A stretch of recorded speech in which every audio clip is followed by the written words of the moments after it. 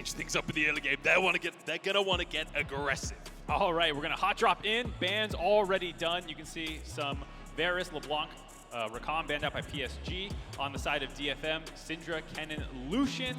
And I just want to mention that Lucian ban, right? You think you hate Lucian Nami? You think you're sick of seeing Lucian Nami? They have banned Lucian in every single game they've played since the 18th of February. That's patch 13.1. That's 2.5 months ago since this team played against Lucian Nami. And no one hates them more than Udapon, apparently. Otherwise, though, it seems like there's a big question about how the draft might change with the fact that we're on 13.8. Some regions we're playing regionally on 13.7, 13.6 for some of them. So there were some changes that came through, but right now, not looking too different. Annie's still very high prio, despite some of the nerfs that came through, small stuff on the shield. Yep. Same with Vi getting picked up. Jinx feels like the highest prio thing currently for a lot of teams, especially in solo queue. At least it's the highest presence, but it's something that I think a lot of people are going to default to if you're going a little bit later game. I think Arya as well, a mid laner that we're going to see a lot across the course of this tournament. It's also a very good pick away from Arya. If anyone saw the LJL finals, Arya's mechanics on this champion are immaculate in those team fights. So Yubao, worth mentioning, previously known as Uniboy, so you've seen this guy before. You guys will know him at home, taking that one away from Arya. But the Thresh, very standard to be locked in alongside this Jinx. So far, seems like fairly standard drafting from what we've seen across the course of the year. Yep, no support Annie. That's going to go mid lane, getting rid of that flex pretty much right away to make sure that the Thresh doesn't get banned out because it is one of Jinx's favorite pairings anyways in the lane phase. And it's interesting to see DFM kind of go this more standard route right now because when you look at these two teams and how they play, PSG, slowest team in terms of bloodiness in the tournament. Their games do go very late. They're often picking up Dragon Souls and stuff like that, focusing more on scaling into the late game.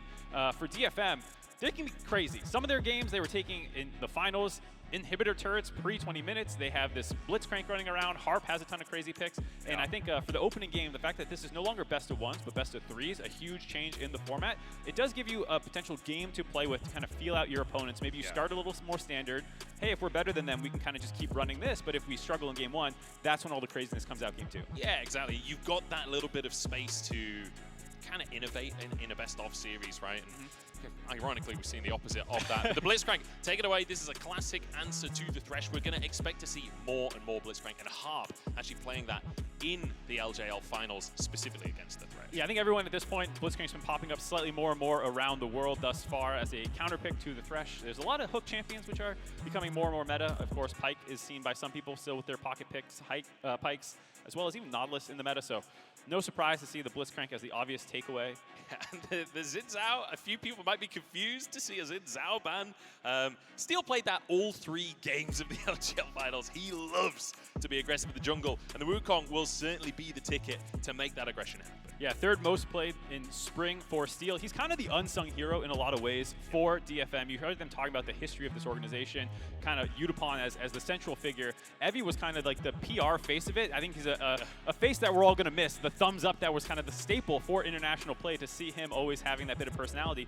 Now, of course, moving over to LEC, but Steel has actually been there almost as long as Udapon has. He's been there basically since the beginning. Him, Udapon, and Kazu are kind of the mainstays now of the DFM squad. Yeah, feels like Steel's been there forever as well. It's just Udapon's been there even longer than forever, you know? Like, he's the OG, yeah. This pair have been there for a long old time. But we look like we might have a Cassante as our final lock-in for PSG, so that tank top lane. And you anticipate that Toll 2, this guy likes a tank. This guy loves a Malphite. This guy loves a Sion. Yeah, the holding of the counter pick here for Toll 2 is definitely not for a crazy counter pick carry to come in. It is to make sure that Aji cannot get a good counter pick against him. The fact that he's more likely to take some of those carry picks. So by saving it for the last pick, you force this kind of tank first tank up at the top side. Maybe not going to be the focus point. It seems like a lot of mid focus with how much setup there is for their junglers in the mid lane. And I have to say, I'm a little surprised by DFM's draft. I anticipated a bit more aggression. I expected a little bit more like proactivity. Granted, they do have the Annie in the mid lane, so they do have tools to make proactive plays, but anticipate them looking to try and play through pockets and vision and picks. That's typically what we've seen from this team over the course of the year. Yeah, they're definitely a team that likes to get out on the map early. Harp can move around a lot. PSG, a lot of the times, Junja, like you said, is playing more control, making sure the enemy team can't get these big leads, play around his lanes, get vision out, make sure everyone feels safe, scaling into that mid to late game, and especially stacking the dragons will be a big focus for them.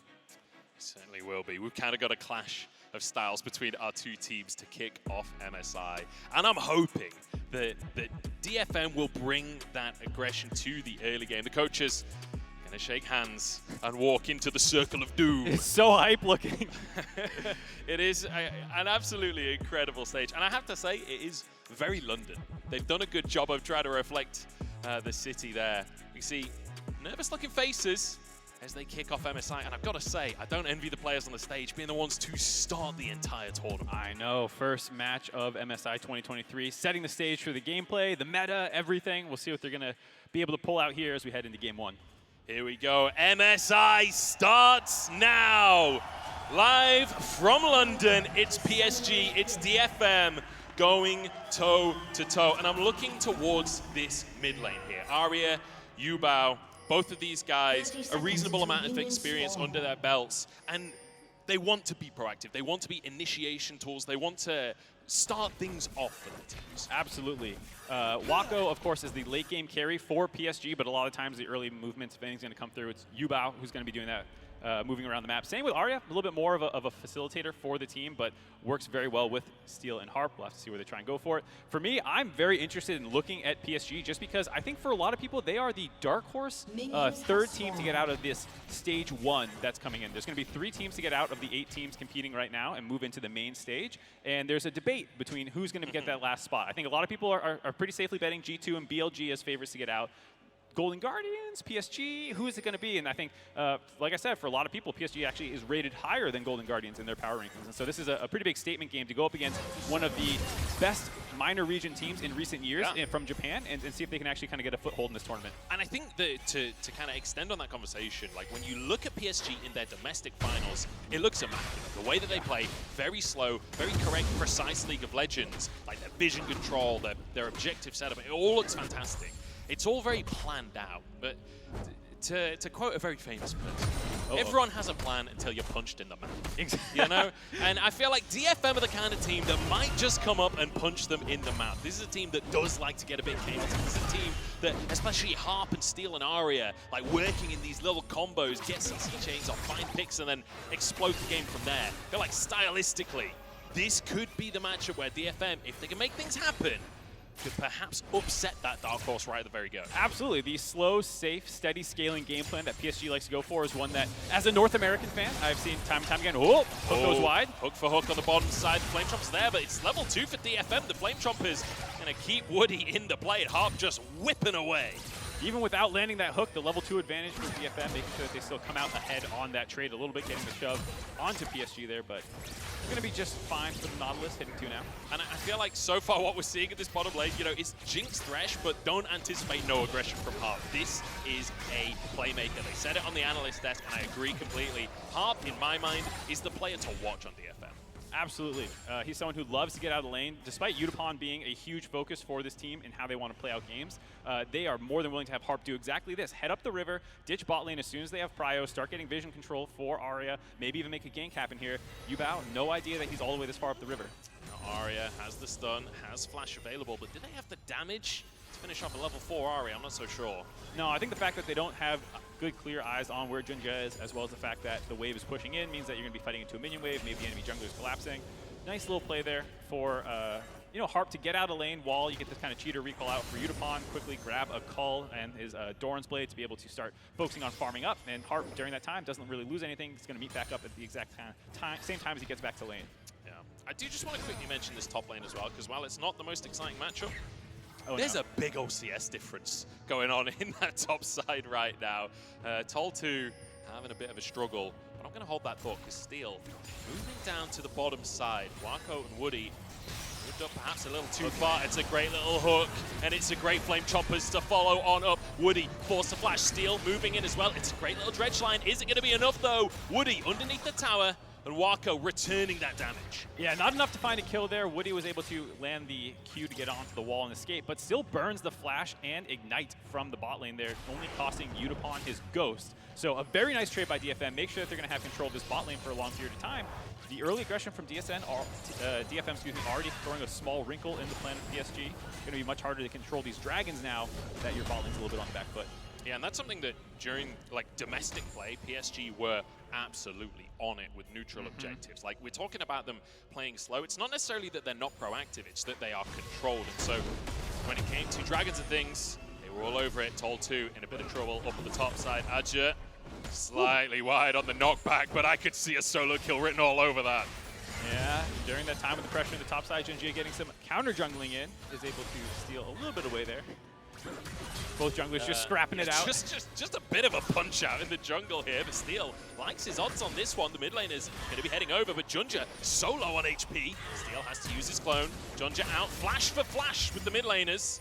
All right, no follow-up there already. You can see the fact that Steel had kind of backed off and used his clone backwards and understood the play wasn't going to continue, but Arya going flash for flash in the mid lane just speaks to the aggressive mindset that these guys have and the fact DFM always wants to look for plays. I will say, as the Ahri coming up on 6 here, feel okay losing my flash, whereas for Annie, that's a huge playmaking tool. If you start roaming around the map, not having your flash does mean you lose a bit of that instantaneous engage. And especially when you're against a Vi alongside the Ahri, right? Like, Vi is probably the best jungler for punishing a lack of flash on an individual player, so got to keep our eyes on Arya, playing safe towards that mid lane. I do want to quickly talk about the AD carries as well. You already mentioned Wako kind of being the late game insurance for the squad of PSG. I'd say the same is true for Udapon. I just want to mention, like, outside of League of Legends as well, Udapon is an absolute gamer. We already talked about his longevity. He's only a month and a day behind Faker in the duration he's had on this team, but he's also Radiant in Valorant. He's global elite in CS. He used to be rank 1 in Overwatch. This guy is the epitome of one of those, you know, at school, there was those guys that were just better than everyone at every game they touched. That's Udapon in a nutshell. This guy games. Big time. Definitely going to be relied upon here. And like you said, just the longevity that he's had, doing it with so many different lineups, different teammates, having to kind of adjust his play style. Yeah. It's a kind of a dead era for franchise players, it feels like. People are always jumping around. TES, you know, the fact that Knight suddenly swapped off there, it does feel like we're in an era where it's hard to find someone who's going to stick on a team long term. So that's why people like Faker, like Udapon, who can stay on teams for extended periods of time. Very impressive. Yeah, absolutely. And you mentioned his versatility as well. Like, the guy has played 4 roles for this team.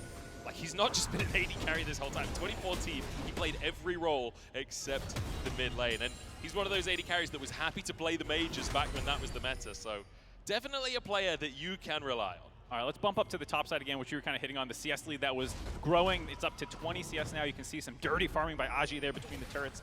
And it's something that, with the loss of Evie, was a big question mark. Hold on, as we might have a dive coming into the bot lane. Scout it out.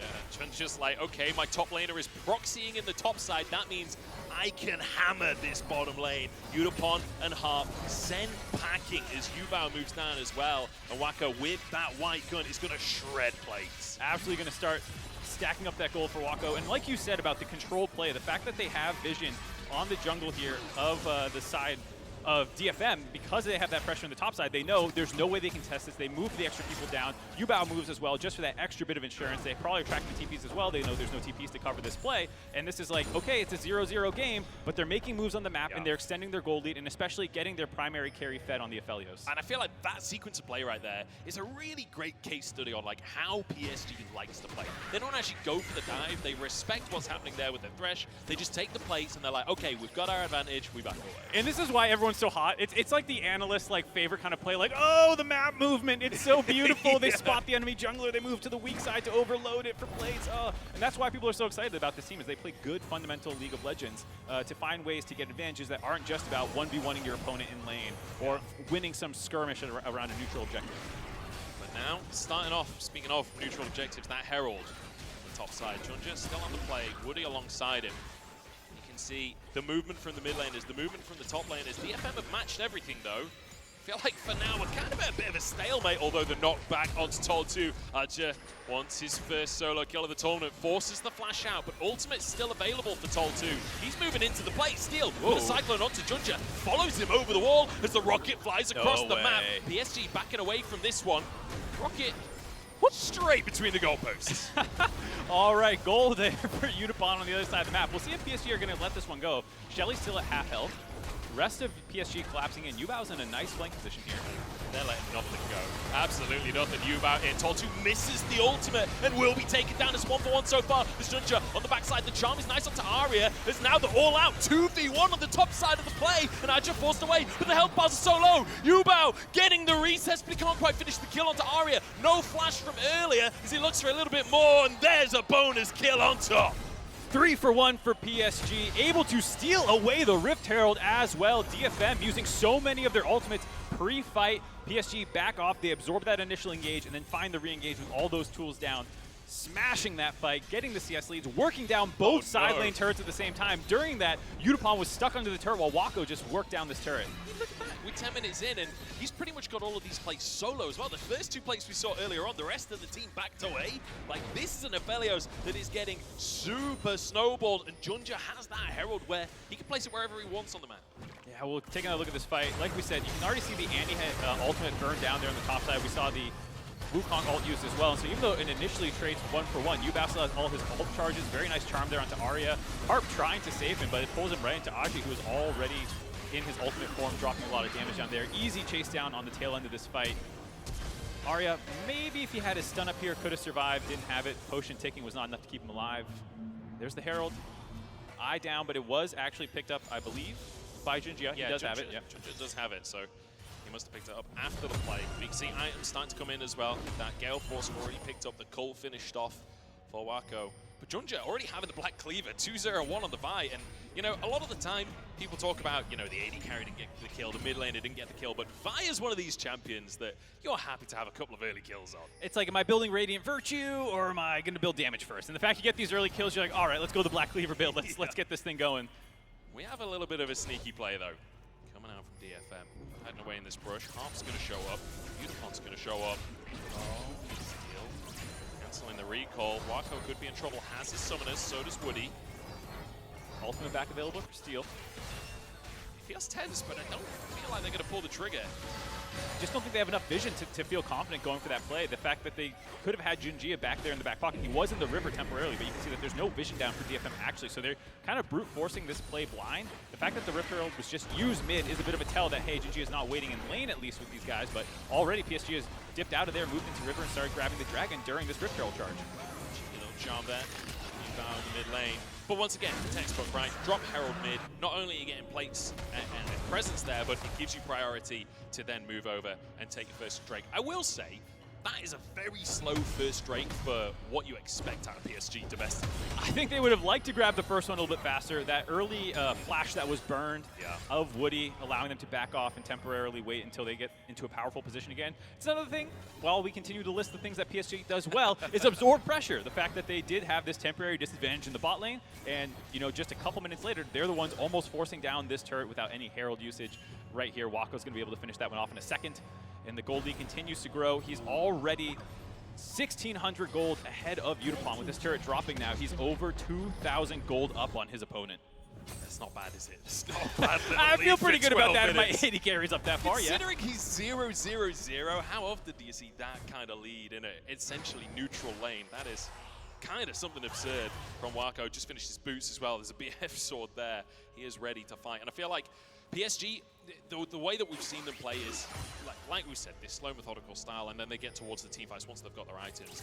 DFM, they're a team that can get a little bit impatient. They're a team that when the game is slow like this, we've seen Harp go for plays. We've seen Harp be quite often the initiation tool alongside Steel as like almost dive buddies. On the Thresh, I don't know if he can really be that tool for the team. It's definitely a little harder to just decide to go in at that point. You have to land the hook and get all this nice setup. I will say also about just mentality, the fact that they had that bush stack there.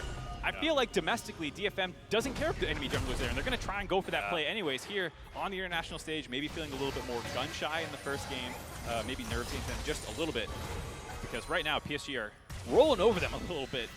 Speaking of how good Wako is with gold, Molecule on Twitter has these kind of like infographics that he does, and there's one that shows damage per minute with gold, basically, damage share, with also gold percent for your team. And on that graphic, Wako is way up into the right in terms of getting way more damage done with his gold. So if there's someone you want this farmed on the team, it's absolutely him. Yeah, I mean, I want to go back to the point I made about, you know, Junja, Corgi, the coach for the team, both of them previously on that EDG roster. The way I see PSG right now is like Diet 2021 EDG. Like that same style of like they want to play through strong lanes and they want to apparently dive in the top side as well. As a hook from Woody, it's knockups galore and it's damage coming out from Yubao. Absolutely immaculate stuff. Great play by PSG there, breaking the mid turret open, and during that time moving up to the top side. You can just see absolutely beautiful vision control for them here in this side of the map. They have that little section cordoned off there. Hold on, got a fight going. Wako has the damage. No. They thought they had the weak side. They thought they had the play, but Wako just annihilates them. Finds that kill without burning any sums there. Wako making DFM look silly as he gets a first kill on the board for him there. And the top turret going to drop as well. It's the fact that he just didn't retreat. He was just like, oh, you guys want to fight? Okay. Just dodges the skill shots and just blasts his damage out. Harp just taken out of the picture entirely. And I mean, well, it's a 5,000 gold lead for PSG. Just everything that could be going well for PSG is going well for PSG. Yeah, you got to feeling good. Anyone who was predicting Dark Horse PSG, this is a very validating first game. The fact that they are so in the lead. And here you see the dangers of trying to make a play against White Gun Aphelios. Drops the turret down there, starts stacking the Chakrams, eats some turret damage as well. Very clean combo there. Gets that last auto attack with range from the green gun. Chakrams come flying in. Boom. That's beautiful stuff coming out from him. No celebration. He's a cold face killer. Yeah, that is cool. Carp collected right there. Ice in the veins from Wako. As now another Herald will be taken by PSG, and they continue this snowball rolling. And I mean, what more could you ask? And I think for a lot of PCS fans watching today, like, there's expectation on this team because they have completely rebuilt from the previous year. And while we have some returning faces that have been with the organization and have been in PCS for some time, like, this has not been the PSG roster ever before. So while you know PSG as an organization, you don't know it with this set of players. So there is a lot to work towards to show that they can live up to the expectation of the organization. Yeah, I think people are used to seeing the name Hanabi right there in the top lane instead of Aji, but the fact that he's come in and done such a good job, Wako and, you know, Yuba having some international experience before Junji as well, like you talked about. It's not like it's a team full of rookies, but it's the first time this collection of guys has been on PSG. The fact that they had to rebuild after missing Worlds last year, pretty disappointing for them, I believe. And so this team has had a very, very clean postseason, making it all the way here, kind of reestablishing PCS as the de facto team to fear in these kinds of play-in tournaments. I mean, that's the goal today, right? That's absolutely the goal for PSG. Aria, though, stepping forwards, and you can see DFM just fully grouped up. They've got a Malphite. They can still make plays. As Junja goes over the wall, flashes the ultimate from Toltu. The reactions are too good from Junja. Unless DFM's engaged, basically down the drain. Yeah, not much left here. I mean, Annie will still have alt flash available. We'll see if they can find an easy pickoff, but such good vision control by PSG here. So knock up onto Steel. Good damage, forcing him away once again. Remember, we're fighting over the Drake here. It's a Hex Deck Drake on the Rift. PSG not moving over to get the Drake just yet. They want this fight. Yubao goes forwards. Knocked up by the Cyclone as well, though. PSG, now with control, can move back down to the bottom. Yeah, they just completely shove them out of the mid lane there, get the ultimate out of Steel defensively to make sure that they cannot get jumped on top of. But during that time period means that now PSG have complete control. DFM are going to back off. Gold lead's going to continue to grow. Dragon's going to go in their back pocket. Each fight just gets more and more difficult to win from here. I just want to point something out that you never see in pro play. Yubao has a 0 stack Medjais without dying. He has bought that Medjais without having any Dark Seal stacks. Like, almost always you see it bought on like 8 or 10 stacks on the Dark Seal. That is bold. He knows he's going to do well. Playing with confidence, you could say. As well as the fact that a lot of the times the games are a little bit bloodier when you start going for these. You're smashing a little bit more in terms of kills. While it is a very dominant gold lead for PSG, it has not come off the back of kills. So not as many opportunities to stack the Dark Seal as you might initially before picking up Medjais. Yeah, but confident to go for it. So we're keeping our eyes on him. And remember, this is Uniboy, so you've seen him previously, had a little stint in the LPL. At the same time as Junja was back on EDG, but now both of them joined forces on PSG. And it's good to see this team like feeling confident on the stage. It's good to see them playing the same way that we saw them playing domestically, you know, still sticking to that game.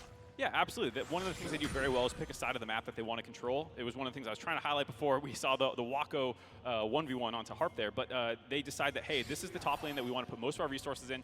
Aji's down the bot side. He doesn't need as many wards set up usually, and then they fight contest vision slowly. They have a lot of patience in how they do it. It's not instantly engaging on someone next to the ward. You can see Junjia there charging the Vault Breaker up, ready to go in, threatening it, buying space to try and contest this pink ward, and really taking their time to get this vision control while getting the shove in the top side. Now that Yubao has that, he can move into the jungle and help them actually secure this vision. It's such a textbook way of playing League of Legends. Yeah, Herald comes down on the top side. That was about to time out, so Junja pretty much just has to slam that at this point. I don't think he'll quite finish the tower off. In fact, he might not be able to get a charge as it's hooked under. But there we go. No, he will be able to get his charge off in the end. And oh, that's going to be 1 HP on the tower. But in the meantime, PSG pressuring in the mid lane simultaneously, looking for these objectives. A couple more autos do the trick, but respecting Tol2's engage, respecting the rotation from DFM. See if there's a bit of a chase down here for DFM if they're actually going to go for the engage. All 5 are grouped up. Tol2 does have his ultimate back available. We'll see if he decides to pull the trigger, but doesn't look like they're going to go for it. And speaking of patience, how many people in solo queue greed for that turret and die? How many pro players do? Oh! Or greed for this vision and die. It's Junja caught out. A great little pick for DFM, but now Yubao wants to go for the fight anyway. Gets the charm onto Harp. There's a crescendo onto the backside as well. But in the meantime, the rest of the fight is going the way of DFM. Woody trying to escape. Wako up in the river as well as Woody does walk away with his life. Udapon can't quite finish that one off. But it's a great little series of picks coming out for DFM, and now an opportunity. Yeah, 2 picks, able to grab some objective bounties here as well. Drop this mid lane turret. Right as we were talking about the control for PSG, Junjie gets blown up, split away from the team as well, which is what allowed the second kill to happen as PSG kind of rushed in there to save him or pick a fight that they might be able to win. Fortunately, not able to go for Baron. It did spawn right before that fight took place, but DFM not feeling confident enough to actually force that one down 3v5. I mean, this just felt a little overconfident from Junja. He obviously thought that there was no vision in the area, but I mean, he was sorely mistaken. Yeah, and I respect the commitment by DFM to blow everything on finishing off here. And then you see this split fight where Steel actually did a really good job refocusing down into Aji, comboing with Udapon to keep him locked in place. The Cassante not able to get out there, while Wako and Yubao, the 2 people who actually deal damage, are not next to this part of the fight that's going down. So it was a very nice split fight by DFM there. A little bit of gold back in their pocket now, down to about a 4,000 gold lead, still on the back foot, but shows some of the playmaking that this team has. Yeah. Give them an opportunity, they will absolutely run away with it. I would describe them as a momentum-based team, right? Like when they start to get going, when they can control vision, they will find picks and they will take over. And once again, Harp the one, finding that hook, finding that opportunity for his team.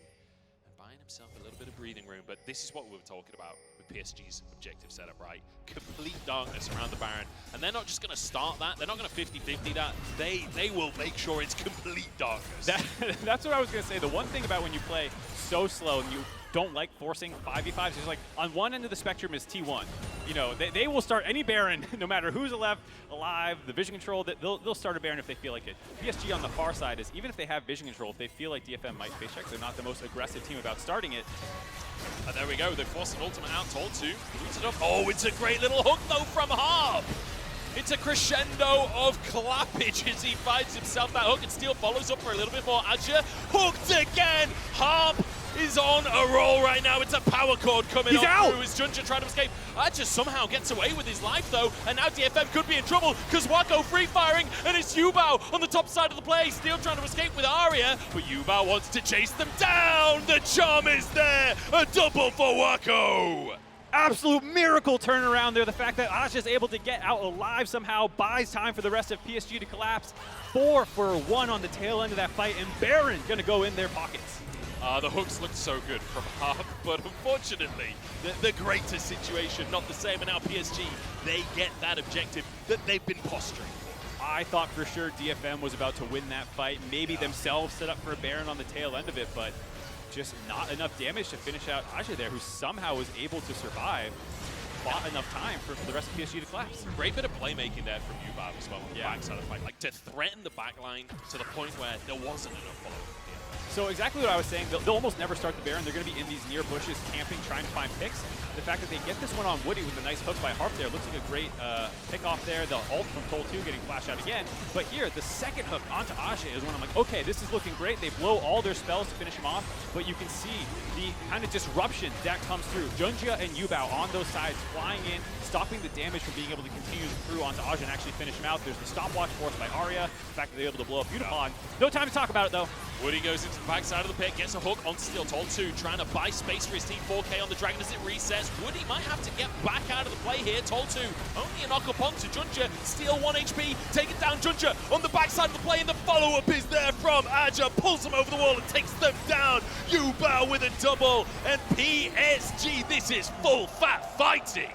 A 5-for-0 PSG quadra kill coming in there for Yubao. They have minions in the mid lane. This might be game if they choose to try and push down through there. Instead, working bot lane absolutely monstrous fight out of PSG again. And I just want to say, 22 stacks now. Instantly. Bought the Medjais with confidence, and he had the play to follow it up, 14-4. And what a debut game here on the stage for this brand new PSG squad. Absolutely crushing game one here. A couple of small pickoffs DFM was able to pull off, but aside from those, it has been dominance out of the side of PSG. The objective control, 3 dragons down, both Rift Heralds, the Baron in their pockets. This is what has made them such a fearsome team now. They are slow though. They did not go for the killer end that I think some LPL teams might have after winning a fight like that. They go all rush mid.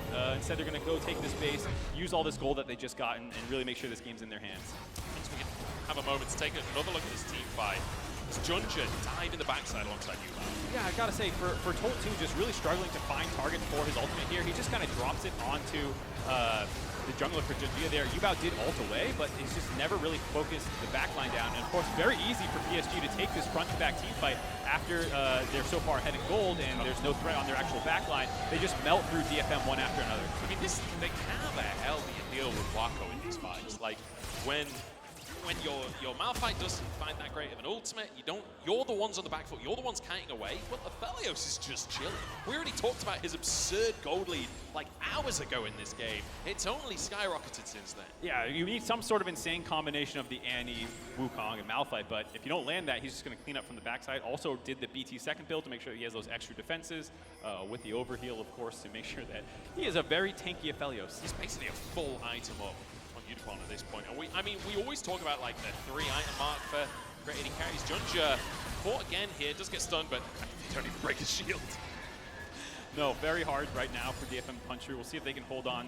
Super creeps flooding in through the mid lane, escorted by Yubao while the rest of them work on this top side. Saving grace is that the Baron buff did time out for PSG, so not empowered minions. Feel like a situation where PSG is just kind of going to use this pressure to smother DFM, keep them locked in their base for the next couple of minutes. If DFM pick a fight, they'll take it, of course, but otherwise... Woody's just... Sir? Does he know? Does he know? Does he know? I do want to take this moment, unless we see a dive coming on through, which is definitely possible. Still, it's clone knocked back here. I don't think PSG can really commit to this one right now. So we'll have to back away. We get to celebrate the fact that this is double elim, and this is best of 3. Like, DFM, even if they end up losing this game, they get another stab at this. I would love to see a little bit more proactivity in their draft. I would love to see a bit more. Where's the Xin Zhao that we saw in their final? Munchable's already moving on to game 2, done with game 1, huh? It's definitely the case where it does feel like pretty doomed. I can recognize a game state, okay? We're 12k up in 27 minutes. I'm not going to sugarcoat it at this point. No, they're coming back right now. TP flank from Tolt 2. Here we go. Wako caught. We said, how can they catch the Aphelios? That is how the Cyclone there was steal. Going to trade his life for it. Junja does find the answer. And now they're on the wrong side of the play. Junja turns golden as Aja tries to protect his jungler. Looking for Unipon, and his AD carries down on both sides. Ari the next target, but a great little lantern from Harp. But it's not enough. With Toll2 falling, PSG once again find their fight. We've been hyping up Wako, but there are other threats for PSG available. Aji and Yubao clean that fight up from the backside, able to find multiple kills. He TPs into the mid lane, trying to end the game right now. TP coming in for Yubao as well, healing up in the fountain first. It's a bit aggressive from Aja. Might be in trouble here. One more tower shot, but he walks away. That's some swagger in the top lane coming out from PSG, who look fantastic today. They woke up on the right side of the bed. They're not going to win. They're going to... And look, we said they play safe. That's as safe as it comes. I mean, to be honest, I was surprised they TP'd mid. I thought for sure that was a take the top turret inhibitor, get your second inhib, start working down the neutral objectives as they start spawning. I was very happy to see PSG try to end the game there, but a little too risky for them. Ends up backing off as Udapon was within 10 seconds of spawning. I can understand the concern about the Jinx resets as Baron maybe spawns shortly after.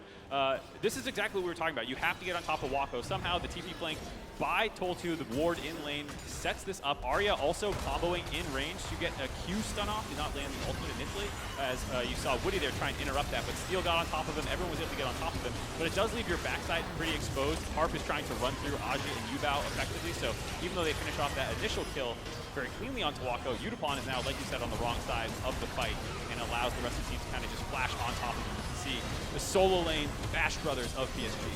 Yeah, when that all-out hits an AD carry, you just know there's nothing they can do.